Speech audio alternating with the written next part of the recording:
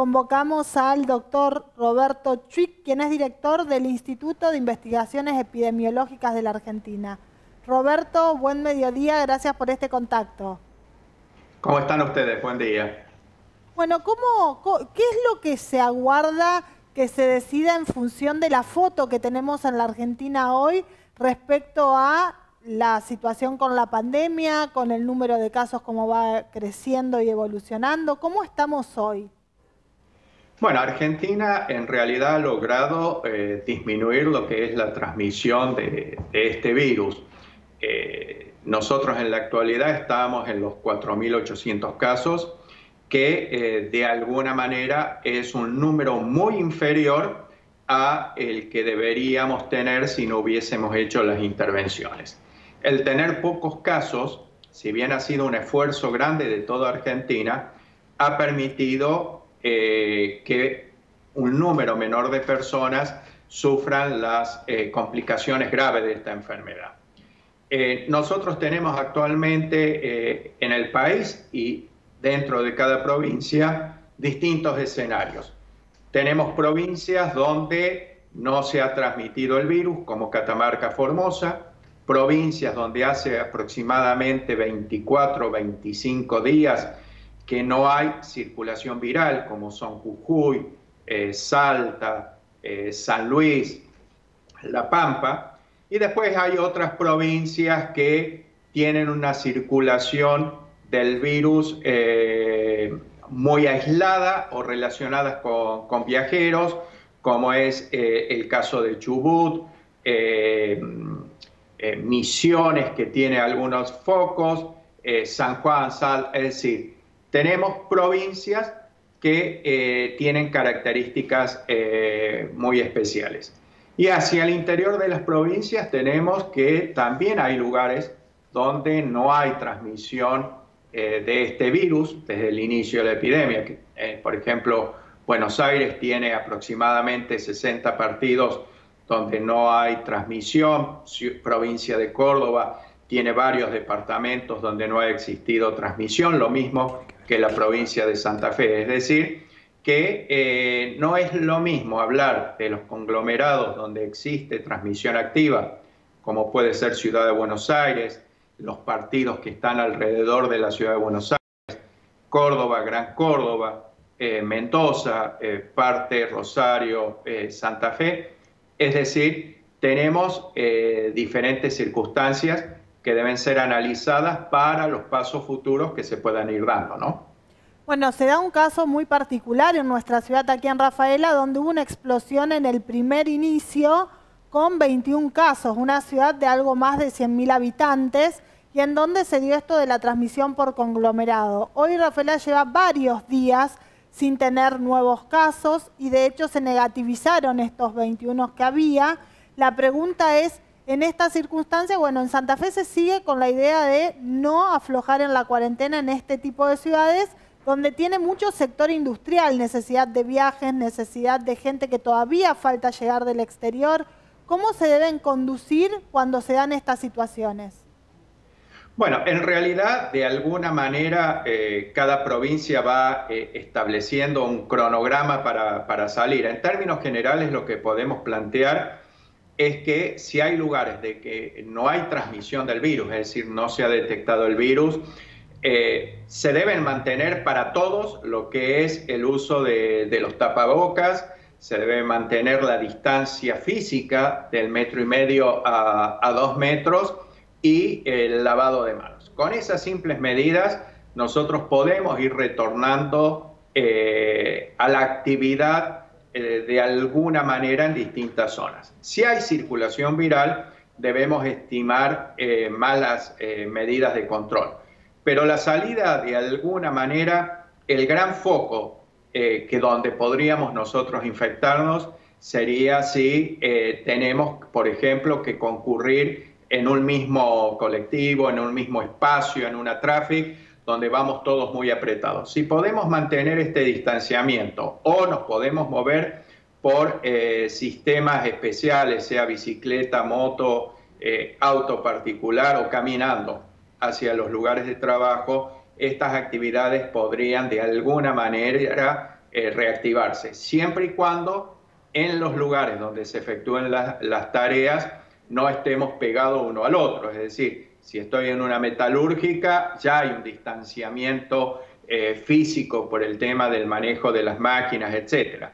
Trabajar en los comedores, es decir, hay estrategias que se pueden ir aplicando a partir de lo que hemos ido aprendiendo durante todo este tiempo. Es decir, que yo planteara estas cosas a principios de marzo, en realidad era muy difícil de aplicar porque no teníamos internalizado los mecanismos de protección que cada uno de nosotros tenía que realizar. Hoy, que prácticamente todo el mundo usa los barbijos, los tapabocas, todo el mundo trata de mantener la distancia. Siempre hay algunos que desobedecen las normas, pero esto siempre sucede.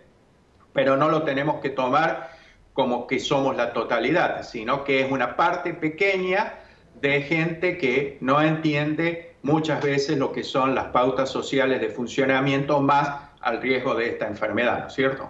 ¿Puede complicar, digamos, la circulación o la mayor circulación del COVID-19 las próximas semanas cuando aparezcan las bajas temperaturas?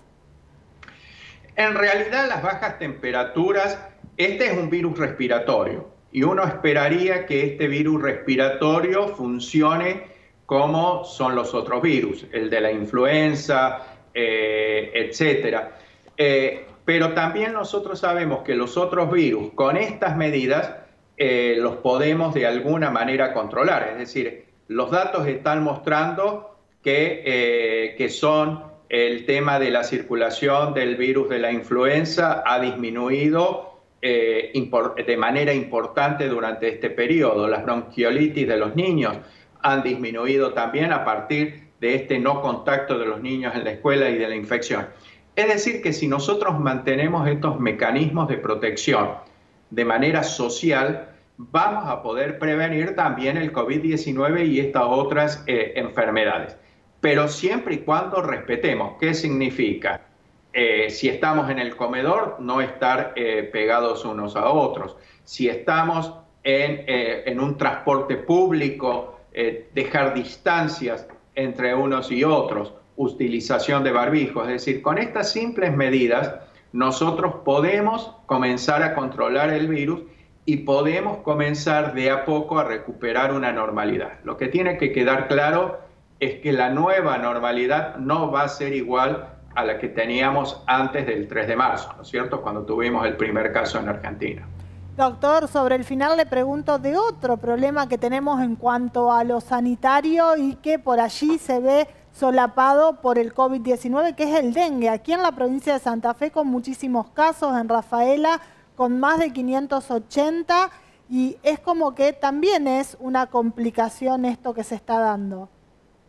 Sí, en realidad el dengue está mostrando en esta temporada que va a ser la epidemia más grande de mantenerse que ha tenido Argentina dengue. Nosotros tuvimos una primera epidemia, si ustedes recuerdan, en 2008-2009, donde fundamentalmente el mayor número de casos se dieron en la provincia de Catamarca y Formosa, Charata, allí en Formosa.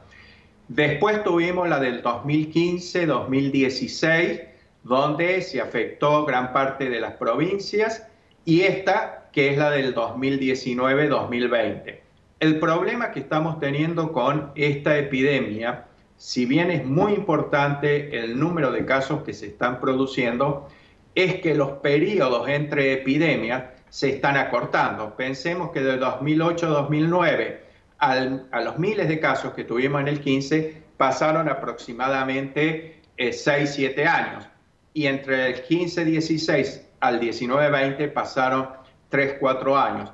Lo cual, si nosotros no establecemos intervenciones de impacto para controlar este mosquito en nuestros domicilios, va a llevar de alguna manera que todos los años, en vez de contar los casos, como se contaron en los tiempos interepidémicos, por cientos, se empiecen a contar por miles, como sucede en Brasil. Por lo cual, tenemos muchos retos desde la salud pública hacia adelante, con el COVID, con el dengue y con otras patologías que están circulando en nuestra sociedad.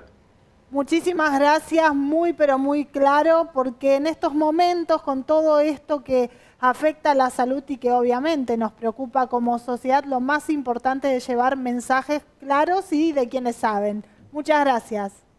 No, gracias a ustedes y a disposición para lo que necesiten.